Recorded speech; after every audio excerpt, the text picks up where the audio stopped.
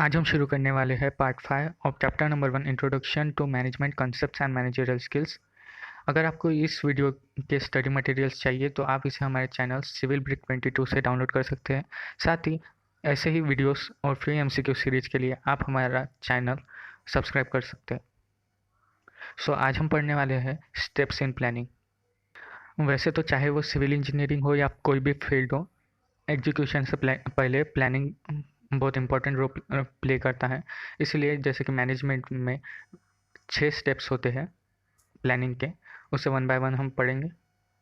So number 1 पे आता है एस्टेब्लिशिंग गोल्स एंड ऑब्जेक्टिव्स। ये सबसे पहला स्टेप होता है प्लानिंग का। ये डिटरमाइन करता है कि हमारे एंटरप्राइज का ऑब्जेक्टिव क्या है। ये सेट किया जाता है अपर लेवल मैनेजमेंट के द्वारा, जो कि आपके सीईओ डायरेक्टर्स होते हैं आपके कंपनी और ऑर्गेनाइजेशन के। ये ऑब्जेक्टिव्स डिफरेंट फैक्टर्स के ऊपर डिपेंड करते हैं, जैसे मिशन ऑफ ऑर्गेनाइजेशन। जैसे आपको पता होगा टेस्ला का एक मिशन है कि वो इलेक्ट्रिक कार्स मैन्युफैक्चर 2030 तक कितने तो भी लाख इलेक्ट्रिक कार्स मैन्युफैक्चर करना चाहते हैं। तो उनका सेट गोल है, पहले उन्होंने एस्टेब्लिश कर लिया गोल, जो कि उनके अपर लेवल मैनेजमेंट है, जैसे सीईओ है, ठीक है, डायरेक्टर लेवल के ऊपर मीटिंग हुई, प्लान हुआ, ठीक है। तो उसके बाद इसमें थर्ड पॉइंट ये है कि defining objectives of every department. तो अगर हम सिविल का एग्जांपल लें तो सिविल में एक रॉ मटेरियल कॉन्ट्रैक्टर का डिपार्टमेंट आ गया, एक एग्जीक्यूशन का डिपार्टमेंट आ गया, एक डिजाइनिंग एस्टिमेशन का डिपार्टमेंट हो गया। तो सबको बताना पड़ता है कि उसका काम क्या है। जैसे जेई का काम है सुपरविजन करना, देखना काम ठीक से चल रहा है कि नहीं। एग्जीक्यूटिव इंजीनियर का काम है कि जेई को बताना कि मतलब जेई का काम है एग्जीक्यूटिव इंजीनियर को रिपोर्ट करना, या फिर उसका असिस्टेंट एग्जीक्यूटिव इंजीनियर को रिपोर्ट करना। ऐसे ही अलग अलग डिपार्टमेंट को जितना भी उनका काम है जो कि ऑर्गेनाइजेशन के लिए ज़रूरी है वो बता देना। तो सेकंड पॉइंट है हमारा एस्टेब्लिशिंग प्लानिंग प्रीमाइसेस। सो ये प्लानिंग का ही सेकंड स्टेप है। सो इसे हम इस प्रकार से जान सकते हैं कि प्लानिंग प्रीमाइसेस जो होती है वो अलग अलग फैक्टर के ऊपर डिपेंड करती है, जैसे economic condition, population trends, competitive behaviour, ठीक है। जैसे अगर टेस्ला का गोल है कि उन्हें लाखों गाड़ियाँ मैन्युफैक्चर करनी है, लेकिन उसको उसी जगह पे मैन्युफैक्चर करनी होंगी जहाँ पे इलेक्ट्रिक व्हीकल की कंजम्पशन हो। जैसे इंडिया में टेस्ला अभी अभी आई है, लेकिन अभी भी इंडिया में इलेक्ट्रिक कार्स का इतना चलन नहीं है। वही चाइना में, चाइना ने उसे मार्केट प्रोवाइड किया इलेक्ट्रिक कार्स का, तो जहाँ पे लोगों को इलेक्ट्रिक कार्स चाहिए वहीं पे तो मैन्युफैक्चर करके बेचेंगे, ठीक है। So the planning premises can be classified below. Internal या एक्सटर्नल प्रीमाइसेस हो सकते हैं, यानी लैंड के ऊपर बेस्ड होगा। और टेंजिबल इंटेंजिबल दो एसेट्स होते हैं। जैसे टेंजिबल मतलब जिनको टच कर सकते हैं, ठीक है, जिनको छू सकते हैं, ऐसी जगह जैसे लैंड हो गया या फिर कोई थिंग हो गई। इंटेंजिबल मतलब शेयर्स हो गए, बॉन्ड्स हो गए, ठीक है। Controllable and non controllable premises, ठीक है। इनमें इन तीनों में इसको क्लासीफाई किया जाता है। सो अगर आपसे क्वेश्चन है एमसीक्यू में, establishing planning premises are further classified as, तो ये तीनों इसके आंसर होंगे। सो हमारा थर्ड स्टेप है प्लानिंग में डिसाइडिंग प्लानिंग पीरियड।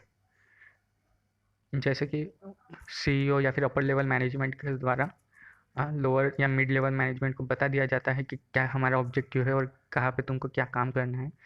तो जब ये लॉन्ग टर्म ऑब्जेक्टिव सेट हो जाता है, तो नेक्स्ट टास्क होता है कि उसका पीरियड क्या है उसको डिसाइड करना। कुछ प्लान्स एक साल के लिए बनाए जाते हैं, कुछ डिकेट्स के लिए बनाए जाते हैं। जैसे इंडिया का पहले प्लानिंग कमीशन था, अभी नीति आयोग हो गया। तो उसमें कैसे हम 5 साल के लिए गवर्नमेंट को चुनते हैं, तो वो 5 ईयर प्लान बनाती है, ठीक है। 5 साल में उनको क्या क्या करना है। वैसे ही चाइना में कम्युनिस्ट गवर्नमेंट है, तो उनमें गवर्नमेंट चेंज नहीं होती, तो वहाँ पे 2030 2040 ऐसे प्लान होते हैं। मतलब एक साल का भी हो सकता है। जैसे एल ने 15 साल का प्लान बना लिया इंडिया की टॉप मोस्ट या फिर वर्ल्ड की टॉप मोस्ट कंपनी बनने का, तो ऐसे एक गोल सेट कर सकते हैं। सो फोर्थ हमारा पॉइंट है आइडेंटिफिकेशन ऑफ अल्टरनेटिव्स। जो फोर्थ स्टेप होता है प्लानिंग में वो होता है आइडेंटिफिकेशन ऑफ अल्टरनेटिव्स, कि जिस प्रकार आप अपने ऑर्गेनाइजेशन का गोल अचीव कर सकें। जैसे नितिन गडकरी को अगर, यानी NHAI जो नेशनल हाईवेज अथॉरिटी है, उसने गोल सेट किया कि 40 किलोमीटर्स पर डे की सड़क बनानी है, तो उसको किस किस प्रकार से वो यूज कर सकते हैं, यूटिलाइज कर सकते हैं। क्या वेस्ट प्लास्टिक यूज़ करके कर सकते हैं कि फास्टेस्ट और स्पीडी वे में उनका काम हो सकते हैं, उनका गोल अचीव हो सके। सो 5th पॉइंट है हमारा evaluation and selection of alternative. जैसे हमें पता चल गया कि कौन से अल्टरनेटिव चीज़ें हम यूज कर सकते हैं ताकि हम हमारे बिजनेस की ग्रोथ और गोल की तरफ सहभागी हो सकें, तो वैसे ही हम क्या करते हैं, उसको फर्दर क्वांटिटेटिव और टेक्निक्स जैसे कि रिसर्च है उसके हिसाब से उसको इवेल्युएट करते हैं कि क्या सही में ये चीज़ें उतनी कारगर है कि नहीं। जैसे कोई भी प्लान होता है तो उसमें हम पहले रफ एस्टिमेट बनाते हैं, ठीक है। अगर प्लान सामने वाले को प्रपोजल अच्छा लगा तो हम डिटेल एस्टिमेट बनाते हैं। वैसे ही यहाँ पे भी पहले अल्टरनेटिव्स को खोजा जाता है, फिर उसमें डिटेल रिसर्च किया जाता है कि क्या ये सही में कारगर होगा। तो 6th स्टेप है हमारा डेवलपिंग डेरिवेटिव सपोर्टिव प्लान्स। जैसे ही हमारा एक प्लान बन जाता है कि हम हमारा गोल अचीव हो सके, वैसे ही हम उसके साथ साथ डेरिवेटिव उसके क्लासिफिकेशन करके और छोटे छोटे प्लान बना चाहते हैं, जैसे कि buying equipment, buying raw material, जो भी उसको सपोर्ट करे हमारे मेन प्लान को, ठीक है। सो 7वां पॉइंट है हमारा measuring and controlling the process.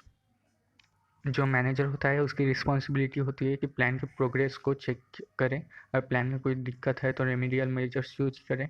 अगर वो प्लान अनरियलिस्टिक साबित होता है तो उसको प्रोसेस को कंट्रोल करना वैसे भी एक प्लानिंग ही होता है, ठीक है।